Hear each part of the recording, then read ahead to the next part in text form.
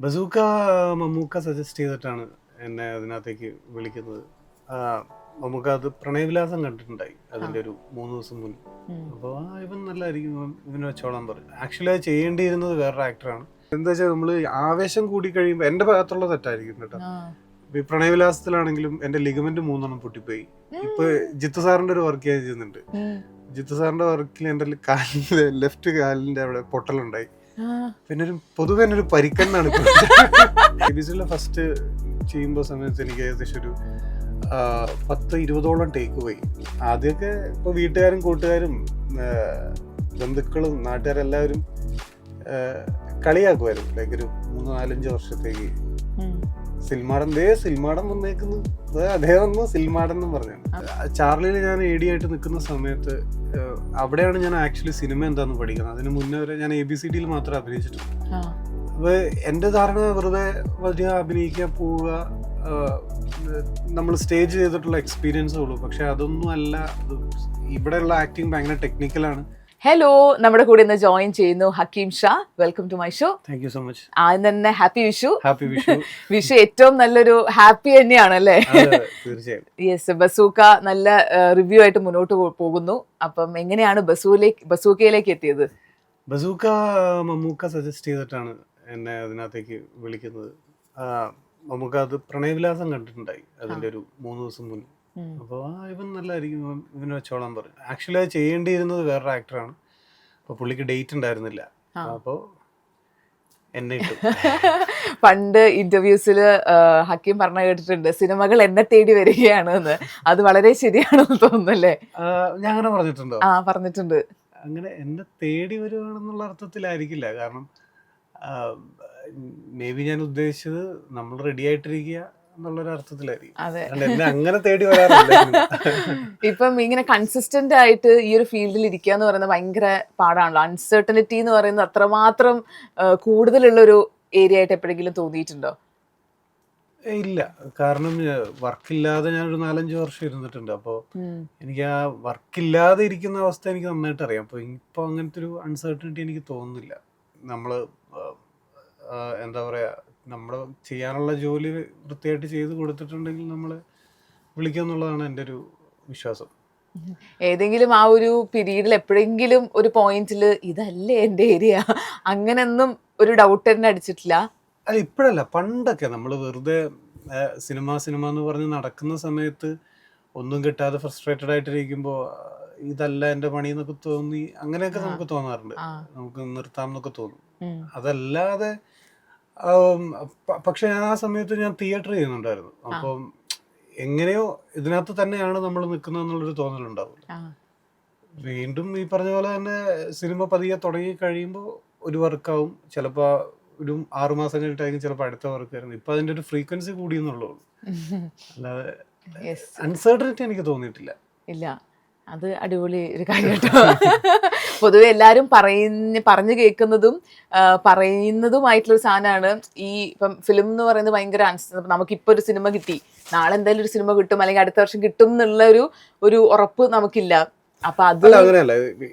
ഞാൻ അസിസ്റ്റന്റ് ഡയറക്ടറായിട്ടാണ് ഞാൻ സ്റ്റാർട്ട് ചെയ്തത്. ഞാൻ പ്രൊഡക്ഷൻ സൈഡ് വർക്ക് ചെയ്തിട്ടുണ്ട്, ഡയറക്ഷൻ സൈഡ് വർക്ക് ചെയ്തിട്ടുണ്ട്, ക്രിയേറ്റീവ് സൈഡ് എല്ലാം വർക്ക് ചെയ്തിട്ടുണ്ട്. പിന്നെ ഞാനൊരു 5-6 പ്ലേ ഡയറക്റ്റ് ചെയ്തിട്ടുണ്ട്. ഇപ്പോൾ എനിക്ക് വേണമെന്നുണ്ടെങ്കിൽ എനിക്കൊരു ഇൻഡിപെൻഡൻറ്റ് മൂവി എനിക്ക് ഈസിലി പുൾ ഓഫ് ചെയ്യാൻ പറ്റുമെന്നുള്ള സോഴ്സും അതിൻ്റെ ഫിനാൻഷ്യൽ സോഴ്സും അതിൻ്റെ ക്രിയേറ്റീവ് സോഴ്സും എനിക്ക് ചെയ്യാൻ പറ്റുമെന്നുള്ള വ്യക്തമായിട്ടുള്ള ധാരണയുണ്ട്. അപ്പോൾ സിനിമ ഇല്ലാതെ ഒന്നും ഇരുന്ന് പോവില്ല എന്നുള്ള കാര്യത്തിന് 100% ഈ ബസൂക്കയിലേക്ക് തിരിച്ചു വരുമ്പം ഇതിലെ ക്യാരക്ടറിനെ പറ്റി പറയോ?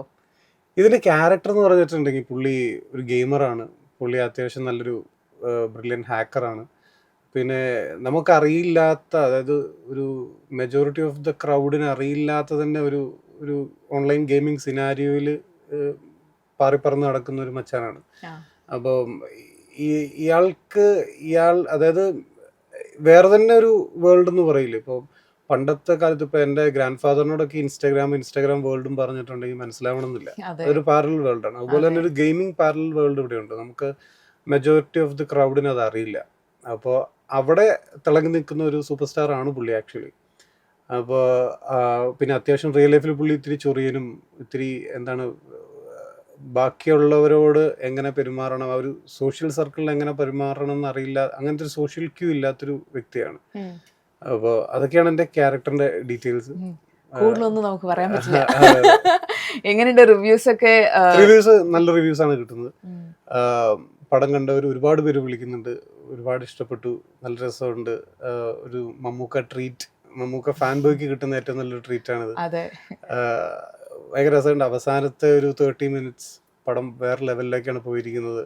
ആ ഒരു റെവലേഷൻ പീരീഡ് എത്തുമ്പോഴത്തേക്കിനും ആളുകൾ പ്രതീക്ഷിക്കാത്ത തരത്തിലുള്ളൊരു അവതാറും മമ്മൂക്കയുടെ അങ്ങനത്തെ ഒരു ചേഞ്ച് ഓവറും അതുപോലെ തന്നെ മേക്കിങ്ങിലാണെങ്കിലും എല്ലാം വളരെ അടിപൊളിയായിട്ട് തന്നെ ലാൻഡ് ആയിട്ടുണ്ട്. അപ്പൊ അതിന്റെ ഒരു ഹാപ്പിനെസ്സിൽ ഇങ്ങനെ. പിന്നെ മാത്രമല്ല ബസൂക്ക എനിക്ക് തോന്നുന്നു ഹക്കീമിന് കുറച്ചുകൂടി സ്പെഷ്യൽ ആയിരിക്കും. കാരണം ഞാൻ ആ ഒരു പോസ്റ്റ് കണ്ടു, നമുക്ക് അതിലത്തെ മുഖത്തുള്ള മുറിവും അല്ലെങ്കിൽ കഴുത്തിലിങ്ങനെ ബെഡ് കിടക്കുന്ന കാണുമ്പോൾ നമുക്ക് വല്ലാതൊരു സങ്കടം തോന്നും. അപ്പൊ എങ്ങനെയായിരുന്നു ആ ശരിക്കും ബസൂക്കയുടെ ഒരു ജേർണി? ശരിക്കും പേഴ്സണലി ഒരു ജേർണി തന്നെയായിരുന്നു അല്ലേ? ആയിരുന്നു. ഞാൻ ആ സമയത്ത് കടകൻ എന്ന് പറയുന്ന ഒരു പടം ചെയ്തുകൊണ്ടിരിക്കുകയായിരുന്നു. അത് കഴിഞ്ഞിട്ടാണ് ഞാൻ ഇതിലോട്ട്, അതിൻ്റെ ഇടയ്ക്കാണ് ഇത് ഷൂട്ട് ചെയ്യുന്നത്. അപ്പോൾ എന്താണെന്ന് വെച്ചിട്ടുണ്ടെങ്കിൽ, അപ്പോൾ ഈ ഉള്ള ടൈമിൽ നമുക്ക് എടുക്കാൻ പറ്റുന്ന മാക്സിമം എടുത്തോളൂ. യൂഷ്വലി നമ്മൾ ഈ ചേസും ക്ലൈമാക്സും ഒക്കെ യൂഷ്വലി ലാസ്റ്റിലേക്കാണ് ഫൈറ്റൊക്കെ നമ്മൾ വെക്കുക. കാരണം ഇൻ കേസ് എന്തെങ്കിലും ഇഞ്ചുറി ഉണ്ടെങ്കിൽ അത് സിനിമയെ ബാധിക്കരുതല്ലോ. അപ്പോൾ പക്ഷെ നമുക്ക് ഈ ഒരു പരിപാടി അതിൻ്റെ ഇടയ്ക്ക് എടുക്കേണ്ടി വന്നു, ആ ഒരു ഷൂട്ട്. അപ്പോൾ ആ ഒരു ബൈക്ക് എന്ന് പറയുന്നത് CBR 650 ആണെന്ന് എനിക്ക് തോന്നുന്നു. അതിവിടെ ഇല്ല, ഇന്ത്യയിലില്ല, അതൊരു ഇമ്പോർട്ടഡ് ബൈക്കാണ്. അപ്പോൾ പുള്ളി അത് ഭയങ്കര അത്രയധികം സ്നേഹിച്ച് കൊണ്ട് നടക്കുന്ന ഒരു ബൈക്ക്. അപ്പോൾ ഇത് കിട്ടുമ്പോഴേ ഞാൻ പറഞ്ഞു, ഇത് ഭയങ്കര പവറാണ്. അതായത് നമ്മൾ ഈ റോട്ടിൽ കാണുന്ന ഡ്യൂക്കൊക്കെ ഓടിച്ച് നടക്കുന്ന പിള്ളേരുണ്ട്, അത് 200cc ഉള്ളൂ. ഇത് 650cc എന്ന് പറയുമ്പോൾ അതിന്റെ 3 ഇരട്ടി പവറാണ്. നമ്മൾ ചെറുതായിട്ട് അങ്ങനെ പോണേ, അങ്ങനത്തെ ടൈപ്പ്, അങ്ങനത്തെ ഒച്ചയൊക്കെ നമ്മള് റോഡിൽ കേട്ടിട്ടുണ്ട്. അത് ഇവിടെ ഇല്ലാത്തതിന്റെ കാരണം വെച്ചിട്ട് ഇവിടെ റോഡിന് അത് കമ്പാറ്റബിൾ അല്ല. അതായത് ട്രാക്ക് ബൈക്കാണ്, ട്രാക്കിൽ മാത്രമേ അത് അതിന്റെ പെർഫോമൻസ് എടുക്കാൻ പറ്റുള്ളൂ. അപ്പോൾ ഇത് റൂട്ടിൽ നമ്മൾ സ്റ്റണ്ട് ചെയ്യുമ്പോൾ അത് ചെറുതായിട്ട് മതി, ചെറുതായിട്ട് ത്രോട്ടിൽ കൊടുത്താൽ തന്നെ അതിന്റെ ബൈക്ക് ഫ്രണ്ട് പൊങ്ങിപ്പോകും. അപ്പൊ അത് കെയർഫുൾ ആയിട്ട് നമ്മൾ 2 പ്രാവശ്യം ഓടിച്ചു നോക്കി. ഓക്കെ, അപ്പൊ പിന്നെ എനിക്ക് വേറെ ഡൂപ്പിനെ വെക്കാൻ പറ്റില്ല. കാരണം അതിനകത്ത് യൂസ് ചെയ്തേക്കുന്ന ഹെൽമെറ്റ് ഫേസ് റിവീൽ ചെയ്യുന്ന ഹെൽമെറ്റാണ്. യൂഷ്വലി റേസേഴ്സ് യൂസ് ചെയ്യുന്ന ഹെൽമെറ്റ് ഫേസ് ഒക്കെ കവർ ചെയ്തിട്ടുള്ളതായിരിക്കും. അപ്പോൾ എനിക്ക് അതിനകത്ത് യൂസ് ചെയ്യേണ്ടി വന്നത്, കാരണം ഫേസ് കാണണം എന്നുള്ളത് കൊണ്ട് ഈ ഹെൽമെറ്റാണ് യൂസ് ചെയ്തത്. അങ്ങനെ ഇപ്പോൾ ഫേസ് ഉള്ളതുകൊണ്ട് ഞാൻ തന്നെ ചെയ്യേണ്ടി വന്നു. ഞാൻ ചെയ്ത്. അപ്പോൾ നമ്മൾ തുടക്കത്തിലേ പറയുന്നുണ്ട്, ഈ ഹെൽമെറ്റ് പണിയാണ്, ജസ്റ്റ് ഇൻ കേസ് എങ്ങാനും വീണ് പോയിട്ടുണ്ടെങ്കിൽ പണി പാടുന്നു പറയുന്നുണ്ട്. അപ്പോൾ കുഴപ്പമില്ലാണ്ട് പോയി. പക്ഷെ ഷൂട്ട് നല്ല രീതിയിൽ തന്നെ പോകുന്നു. രാവിലെ തൊട്ടേ നമ്മളെ ചേസ് എടുക്കുകയാണ്. വൈകുന്നേരം ഒരു 6-6:30 ആയപ്പോഴത്തേക്കിനും ഒരു വളവ് വളഞ്ഞ് വരേണ്ട ഒരു പരിപാടിയിൽ അപ്പോൾ ഒരു 1 more പോകാമെന്ന് പറഞ്ഞു. അപ്പോൾ അതിനകത്ത് ഫോക്കസ് എന്തോ ഔട്ടാവും, എന്തോ അതിൻ്റെ ക്യാമറയായിട്ടുള്ള കൊറിയോഗ്രഫി സെറ്റായില്ല. അപ്പോൾ ഞാൻ ഓക്കെ പറഞ്ഞു, എനിക്ക് അത്ര ഓർമ്മയുള്ളൂ. പിന്നെ യൂഷ്വലി എന്താ പറ്റുമെന്ന് പറഞ്ഞാൽ, തലയിടിച്ച് കഴിഞ്ഞാൽ നമ്മളൊരു 3 minute മുന്നേ ഉള്ളതൊക്കെ നമ്മൾ മറന്നു പോകും. അവിടെ തൊട്ട് നമ്മൾ മറന്നു പോകും. എനിക്കിപ്പോഴും ഓർമ്മയില്ല എന്താ സംഭവിച്ചത്. ആ ബൈക്ക് കൊണ്ട് നിർത്തുന്നവരെ എനിക്ക് ഓർമ്മയുള്ളൂ. അപ്പൊ കണ്ടു തന്നവർ പറഞ്ഞത് ഇത് 1 more എന്ന് പറഞ്ഞപ്പോൾ ഞാൻ വീണ്ടും ബൈക്ക് വളച്ച് വന്നപ്പോൾ ഫ്രണ്ട് പൊങ്ങിപ്പോയി, നേരെ പോയി ഡിവൈഡറിൽ കയറി എന്നാ പറഞ്ഞത്. അപ്പൊ അത് എത്ര ടൈം എടുത്തു അതിൽ നിന്ന്? കാരണം ഷൂട്ട് കഴിഞ്ഞിരുന്നു അപ്പോഴേക്കും? ഷൂട്ട് ലാസ്റ്റ് ഷോട്ടാണ്, ലാസ്റ്റ് ഷോട്ടിലാണ് സംഭവിച്ചത്.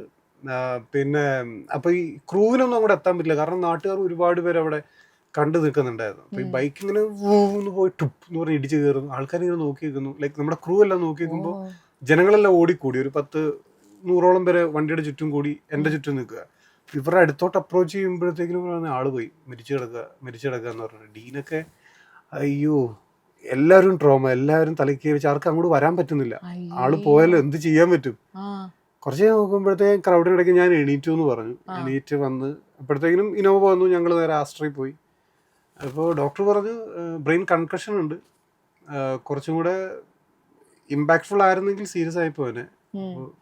ബൈലക്ക് വേറെ പ്രശ്നമൊന്നുമില്ല, ഇപ്പം സ്കാൻ ചെയ്തപ്പോൾ വേറെ കുഴപ്പമൊന്നുമില്ല അങ്ങനെ പറഞ്ഞു. അത് റിക്കവർ ആവാൻ ഇപ്പോഴും പാടുണ്ട് ഇവിടെ. പക്ഷെ ഞാൻ 2 ആഴ്ച എനിക്ക് എന്താ പറയുക, അത് കഴിഞ്ഞിട്ട് പെട്ടെന്ന് ദേഷ്യം വരുമായിരുന്നു. പെട്ടെന്ന് ദേഷ്യം വരും. നമ്മൾ ചെറിയ കാര്യങ്ങൾ, ചെറിയ സൗണ്ട്, അങ്ങനെ ഉറക്കമില്ല, അങ്ങനത്തെ ചെറിയ ചെറിയ ആഫ്റ്റർ എഫക്ട്സ് ഉണ്ടായിരുന്നു. പിന്നെ ഓക്കെ. അപ്പൊ ഇനി അടുത്ത സിനിമകളിലൊക്കെ എവിടെ എന്റെ ഡ്യൂപ്പ് എന്ന് നോക്കോ? തീർച്ചയായും. അല്ല, എനിക്ക് പെട്ടെന്ന് എന്താ വെച്ചാൽ നമ്മള് ആവേശം കൂടി കഴിയുമ്പോ എന്റെ ഭാഗത്തുള്ള തെറ്റായിരിക്കും കേട്ടോ. ഈ പ്രണയവിലാസത്തിലാണെങ്കിലും എന്റെ ലിഗമെന്റ് 3 പൊട്ടിപ്പോയി. ഇപ്പൊ ജിത്തു സാറിന്റെ ഒരു വർക്ക് ഞാൻ ചെയ്യുന്നുണ്ട്. ജിത്തു സാറിന്റെ വർക്കിൽ എന്റെ കാലിന്റെ ലെഫ്റ്റ് കാലിന്റെ അവിടെ പൊട്ടലുണ്ടായി. പിന്നെ പൊതുവെ ഒരു പരിക്കന്നാണ് ഇപ്പൊ. ഒട്ടും ശ്രദ്ധിക്കാത്ത ആളാണെന്ന് ശ്രദ്ധിക്കാത്തല്ല, നമ്മൾ ആ ഒരു ആവേശം കൂടി പോകുമ്പോ അങ്ങനെ എനിക്ക് തോന്നുന്നു. കൂടുമ്പോഴേ. അതെ അതെ.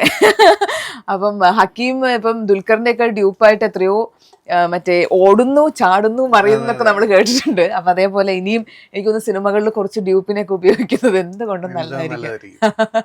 ഇപ്പൊ ABCD എന്ന് പറയുന്ന സിനിമയിൽ തുടങ്ങിയൊരു ജേർണി അല്ലേ, ഇവിടെ എത്തി നിൽക്കുമ്പം ശരിക്കും തിരിഞ്ഞു നോക്കുമ്പോൾ ഏറ്റവും കൂടുതൽ ഒരു ഗ്രാറ്റിറ്റ്യൂഡ് എന്നൊക്കെ പറയില്ലേ, ഏറ്റവും കൂടുതൽ ഒരു ബ്ലെസ്സിങ് ആയിട്ട് കരുതുന്ന ഏതെങ്കിലും ഒരു പോയിന്റ് ഉണ്ടോ, അല്ലെങ്കിൽ ഒരു കരിയർ ഷിഫ്റ്റ് എന്ന് പറയുന്ന ഒരു പോയിന്റ്? ഒരുപാടുണ്ട്. അങ്ങനെ ഒരു ഒറ്റ മൊമെന്റില് മാറിപ്പോയതല്ല, ചെറിയ ചെറിയ ചെറിയ ചേഞ്ചസിലൂടെയാണ് ഇങ്ങനെ. അപ്പൊ ഒരുപാടാണ് അങ്ങനെ പറയാൻ. എന്റെ ആദ്യത്തെ പടം തൊട്ടേ ഞാൻ ഭയങ്കര ഗ്രേറ്റ്ഫുൾ അങ്ങനെ നോക്കുമ്പോൾ ഇവിടം വരെ എത്തി നിൽക്കാൻ. യെസ്. ഇപ്പൊ ഇന്റർവ്യൂല് പറഞ്ഞിട്ടുണ്ട് ഈ ചാർലി എന്ന് പറയുന്ന ഒരു സിനിമ എനിക്കൊരു സ്കൂളായിരുന്നു എന്നുള്ളത്.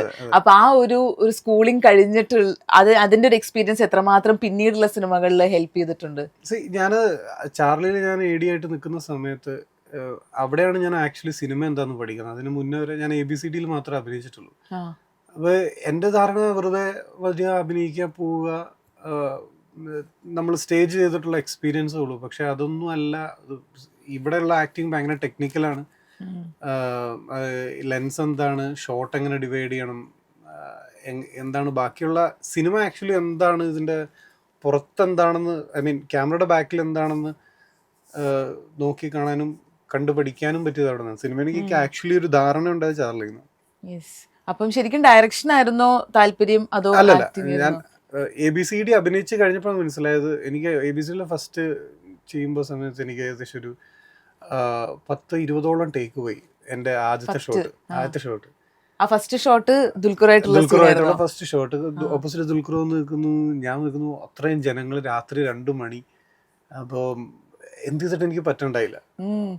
ഓൾറെഡി മാർട്ടിൻ ചേട്ടൻ അന്ന് തലവേദനയാണ്. മാർട്ടിൻ ചേട്ടൻ ഇങ്ങനെ നിൽക്കുന്നത്, വൺ മോർ എന്ന് പറഞ്ഞുകൊണ്ടിരിക്കുക. അവസാനം എനിക്ക് മനസ്സിലായി, എനിക്ക് ഈ പരിപാടി എനിക്കറിയില്ല, അത് പഠിക്കേണ്ടിയിരിക്കുന്നു. അങ്ങനെയാണ് ഞാൻ ഇത് കണ്ടുപഠിക്കാൻ. ഇതെങ്ങനെയാണ്, ലൈക്ക് നമ്മൾ സ്റ്റേജിൽ ചെയ്യുമ്പോൾ ഭയങ്കര ഈസിയാണ്. നമ്മൾ തുടങ്ങി അവസാനിക്കുന്നു, ഇതിൻ്റെ ഇടയ്ക്ക് കട്ടോ പരിപാടിയോ കാര്യങ്ങളോ ഒന്നും ഇല്ലല്ലോ.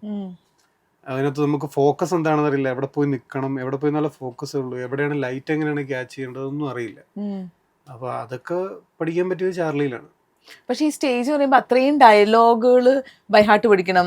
ഓരോരുത്തരും നമുക്ക് റീടേക്ക് ഒന്നും ഇല്ലല്ലോ, അല്ലെങ്കിൽ ഒന്നും കൂടി ഒന്നും പറയാൻ പറ്റില്ലല്ലോ. അപ്പം ആ സ്റ്റേജിൽ കൊളായ പിന്നെ കഴിഞ്ഞില്ലേ?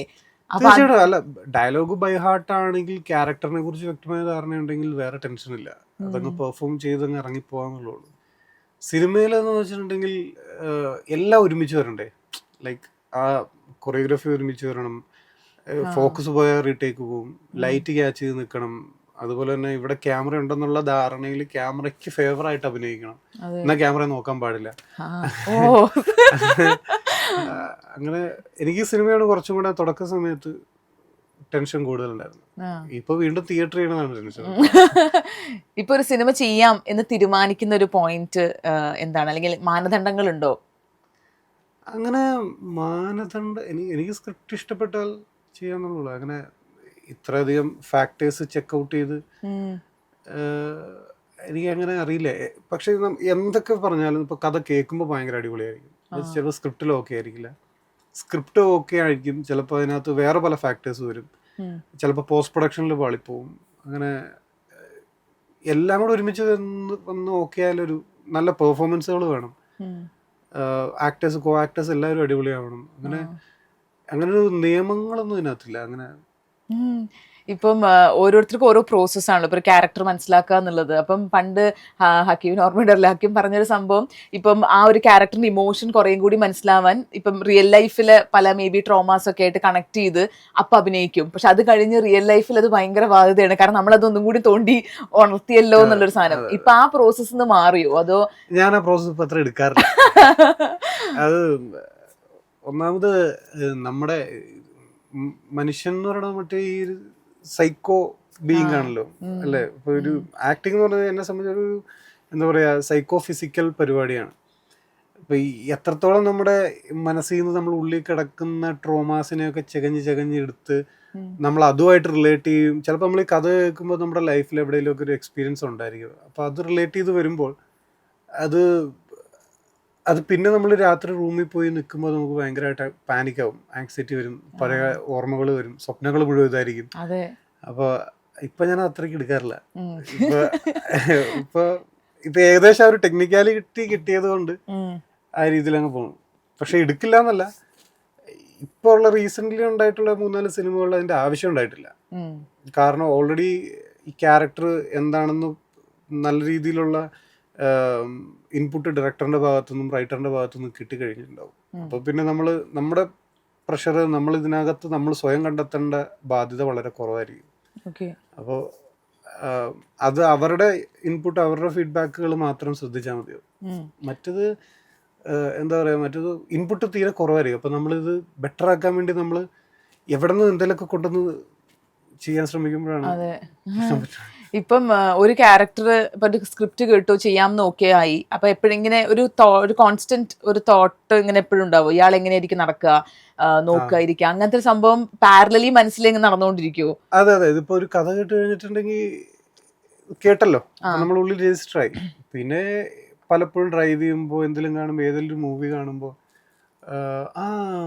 ഈ ഒരു ന്യൂവാൻസ് അടിപൊളിയായിരിക്കും, അങ്ങനെ ഒരാളോട് സംസാരിച്ച് കഴിയുമ്പോൾ ഇയാൾ കൊള്ളാലോ, ഇയാളെ പിടിക്കാലോ, അങ്ങനെ എവിടെയെങ്കിലൊക്കെ ഇങ്ങനെ ഫില്ല് ചെയ്തുകൊണ്ടിരിക്കുമായിരിക്കും.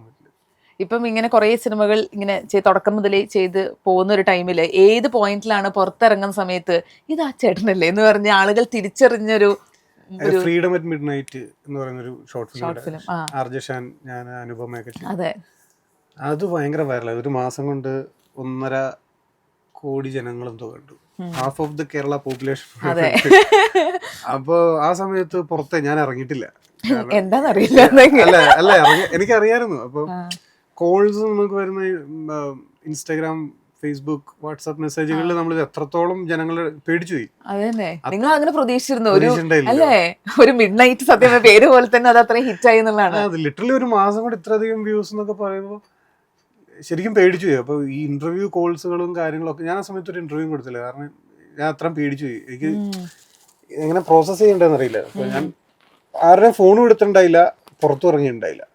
അപ്പോൾ അത് കഴിഞ്ഞിട്ട് പുറത്തിറങ്ങുമ്പോൾ ആൾക്കാരെന്ന് പറയും കണ്ടിരുന്നു, നല്ലതായിരുന്നു. പക്ഷെ ആ ഒരു ബസ്സിന്റെ സമയത്ത് വന്ന് ഇറങ്ങാൻ എനിക്ക് ഭയങ്കര ഒരു ഞാനില്ല. ശരിക്കും ഇപ്പം ഈ സക്സസ് അല്ലെങ്കിൽ ഫെയിലിയർ എന്നൊക്കെ പറയുന്നത് ഹക്കീം ഷാ എന്ന് പറയുന്ന ഒരു മനുഷ്യനെ എത്രമാത്രം ബാധിക്കുന്നുണ്ട്? അതോ അതൊന്നും ഒരു മനുഷ്യൻ എന്നുള്ള രീതിയിൽ തീർച്ചയായിട്ടും ബാധിക്കുന്നുണ്ട്. പക്ഷെ ഞാനത് കണക്കിലെടുക്കാറില്ല. ഒരു വിധത്തിൽ പറഞ്ഞാൽ എന്നെ ബാധിക്കാറില്ല.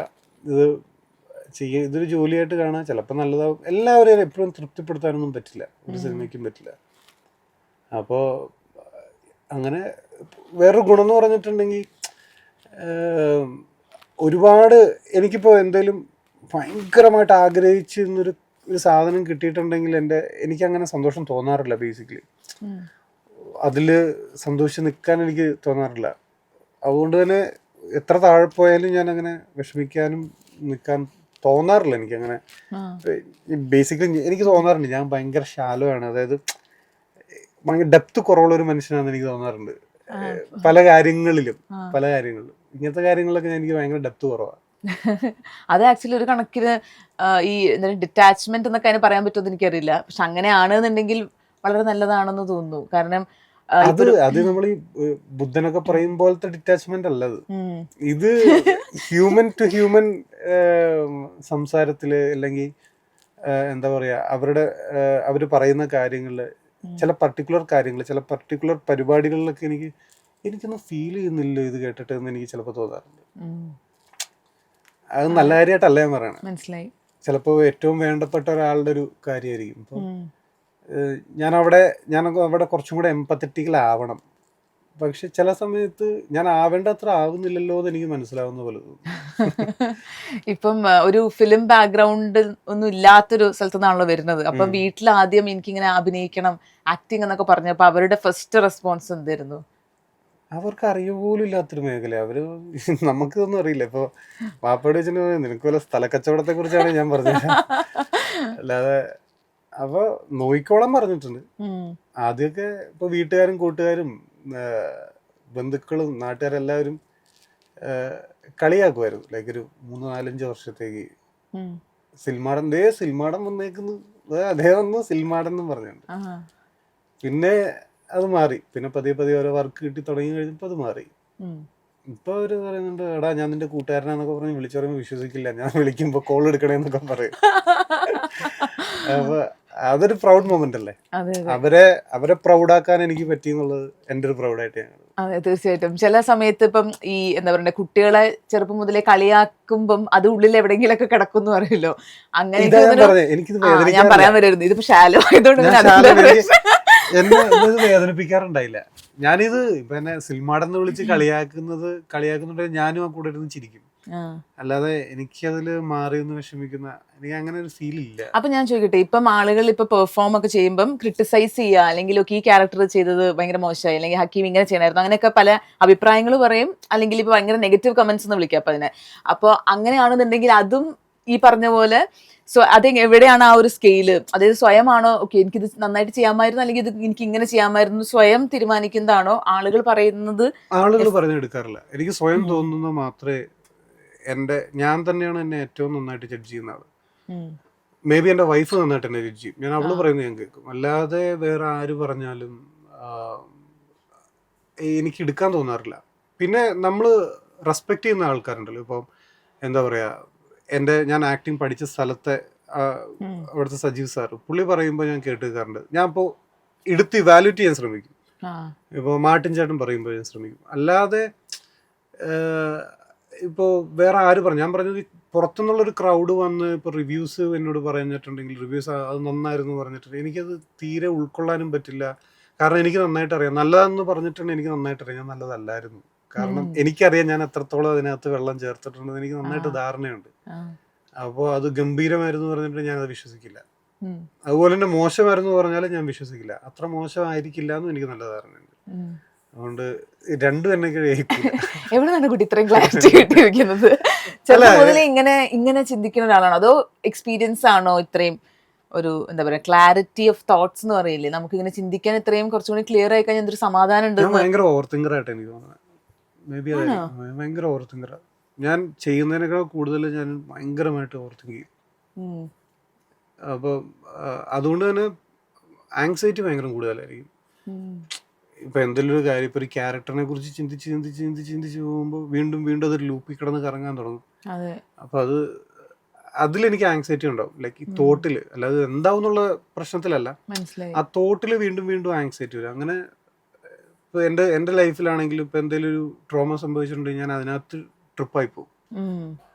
അങ്ങനെ എന്തൊക്കെ ചെയ്യായിരുന്നു, എന്തൊക്കെ ചെയ്യരുതായിരുന്നു, ഇതെന്തായിരുന്നു, എന്തായേനെ എന്നൊക്കെ പറഞ്ഞ് അങ്ങനെ പൊതുവെ എനിക്ക് ഭയങ്കര ആങ്സൈറ്റി ഉള്ള ഒരാളാണ്. ഇപ്പോൾ അങ്ങനെയാണെങ്കിൽ ഇപ്പോൾ ചില പണ്ട് ഈ ഇമോഷണൽ സീനുകൾ ചെയ്യുമ്പം, അല്ലെങ്കിൽ ഈ പറഞ്ഞ ട്രോമ കണക്ട് ചെയ്യുന്ന ആ സമയത്ത് ഏതെങ്കിലും ഒരു ക്യാരക്ടർ ഇപ്പൊ സിനിമയൊക്കെ ഷൂട്ടൊക്കെ കഴിഞ്ഞു, പക്ഷെ എങ്കിലും ആ ഒരു സംഭവം എന്നെ വിട്ടു പോകുന്നില്ല, അല്ലെങ്കിൽ ഈ ക്യാരക്ടർ ഒരു സാധനം ഇങ്ങനെ മനസ്സിലുണ്ടല്ലോ എന്ന് അങ്ങനെ വിട്ടുപോകാൻ കുറച്ച് ലേറ്റ് ആയ ക്യാരക്ടർ എന്തെങ്കിലും ഉണ്ടോ?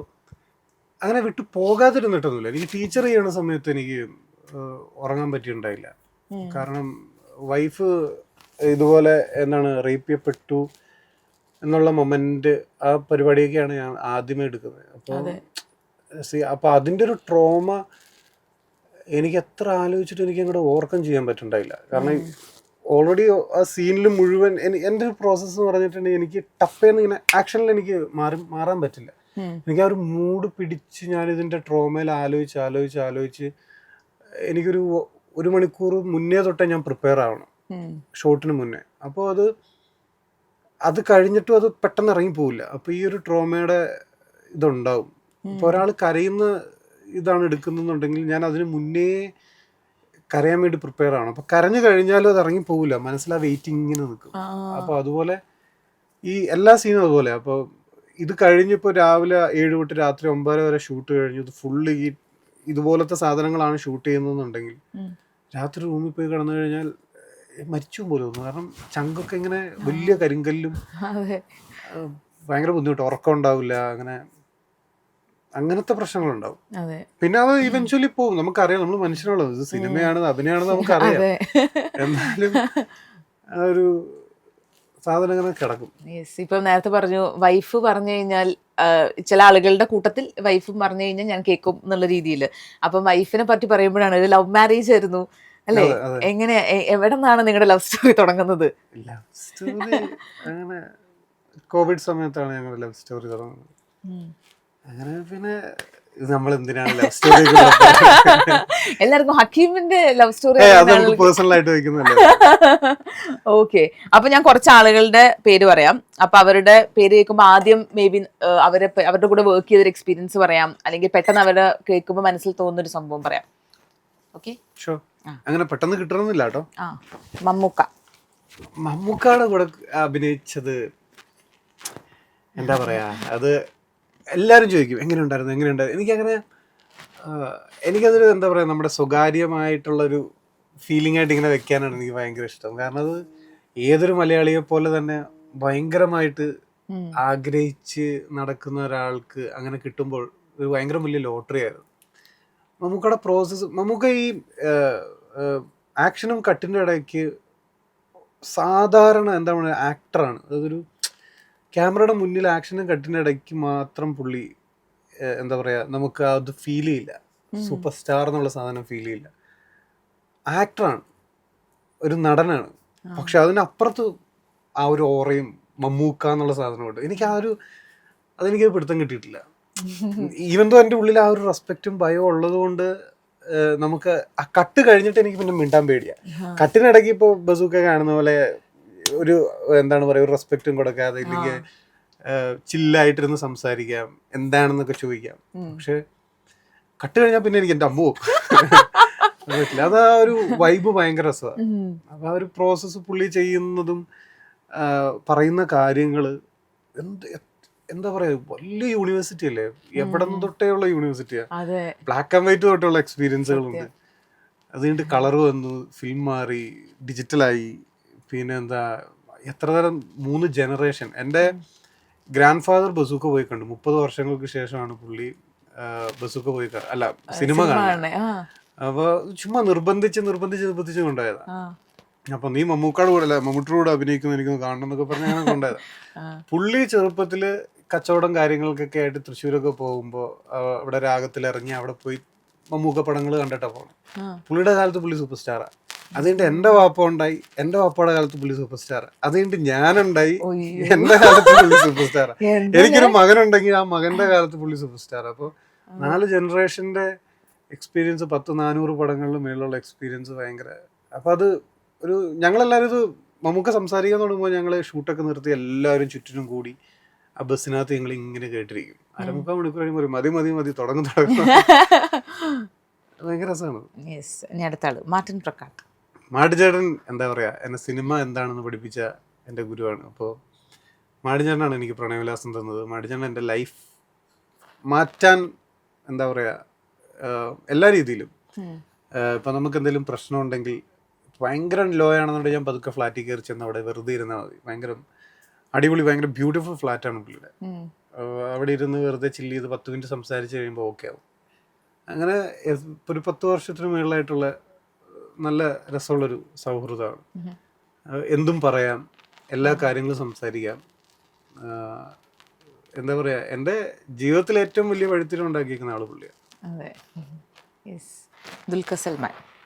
DQന്റെ കാര്യം പറഞ്ഞിട്ടുണ്ടെങ്കിൽ എന്താ പറയാ, ഞാൻ ഭയങ്കര വലിയ ഫാൻ ബോയ് ആയിരുന്നു DQന്റെ. ആയിരുന്നു അല്ല, ആണ് ഇപ്പോഴും. അപ്പൊ അങ്ങനെയാണ് ഞാൻ ABCD അഭിനയിക്കുന്നതും. അങ്ങനെയാണ് ഞാൻ ചാർലി AD ആയിട്ട് നിൽക്കുന്നത്. ചാർലി AD ആയിട്ട് നിൽക്കുന്ന സമയത്ത് ഞങ്ങൾ ഭയങ്കര ഇപ്പോഴും മെസ്സേജ് റിപ്ലൈയും ഒരു ബ്രദർലി വൈബാണ്. പറയുന്ന എന്താണ്, പുള്ളി തരുന്ന ഒരു വൈബും സ്നേഹവും. ഏതെങ്കിലും പടം ഉണ്ടെങ്കിൽ പുള്ളി പടം കണ്ടിട്ട് മെസ്സേജ് ചെയ്യുകയും, ഇല്ലെങ്കിൽ എന്തെങ്കിലും നമ്മൾ ഷെയർ ചെയ്താൽ പുള്ളി ഷെയർ ചെയ്യും നമ്മളോട്. അങ്ങനെ എന്താ പറയാ, നമ്മൾ രക്ഷപ്പെടണം എന്നൊക്കെ ആഗ്രഹിക്കുന്ന ഒരാളാണ്. ഭയങ്കര രസമാണ്. അമലയായിട്ട് ഞങ്ങൾക്ക് കോമൺ ഫ്രണ്ട്സ് ഉണ്ട് ഒരുപാട് പേര്. അപ്പോൾ അങ്ങനെയാണ് ലൈക്ക് സിനിമയ്ക്ക് മുന്നേ ഉള്ള പരിചയമുണ്ട്. അപ്പോൾ കാക്കനാട് YB എന്ന് പറയുന്ന ഒരു കഫേ ഉണ്ട്. അവിടെയുള്ള ആൾക്കാരും ഞങ്ങളെല്ലാവരും അതാണ് ആക്ച്വലി എൻ്റെ ഒരു കോർ ഫ്രണ്ട്സ് ഗ്യാങ്. അപ്പോൾ അവരുടെ കൂടെ ഞങ്ങൾ എപ്പോഴും ചില്ല് ചെയ്യാറുണ്ട്.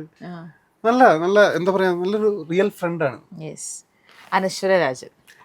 അനശ്വരൻ ഇപ്പോൾ ലാസ്റ്റ് മെസ്സേജ് അയച്ചിട്ട് ഒരുപാടെന്ന് പറഞ്ഞിട്ടുണ്ടെങ്കിൽ പുള്ളിക്കാരിയും തിരക്കായി, ഞാനും തിരക്കായി. പക്ഷേ ഈ പറയുന്ന പോലെ തന്നെ പുള്ളിക്കാരിക്ക് ഞാൻ ആദ്യം അനശ്വരനെ കാണുന്നത് സുജാതയുടെ ഓഡിഷൻ സമയത്താണ്.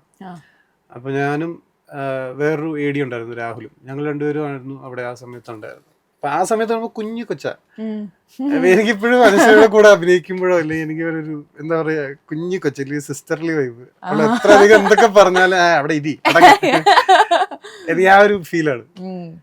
എനിക്ക് അവളുടെ മുഖത്തൊക്കെ നോക്കി പ്രണയം അഭിനയിക്കുമ്പോൾ എനിക്ക് ചിരി വരും. ശരിയാ, ചെറിയ കുട്ടിയായിട്ട് കാണണ്ടതല്ലേ. അതെ. അനുപമ പരമേശ്വരൻ. അനുപമ നല്ല ഫ്രണ്ടാണ്.